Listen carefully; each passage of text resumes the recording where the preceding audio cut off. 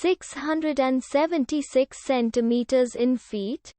First of all, we need to know the value of 1 centimeter in feet. It's always 1 centimeter equals 0.03280839895 feet. Now we have to multiply 0.03280839895 by 676.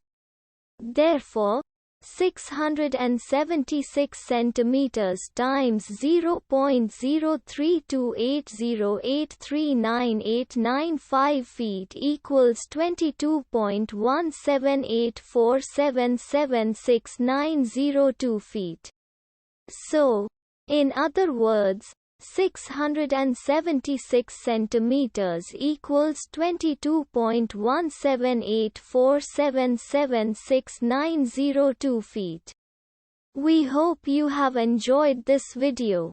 Please like and subscribe to our channel for more videos like this.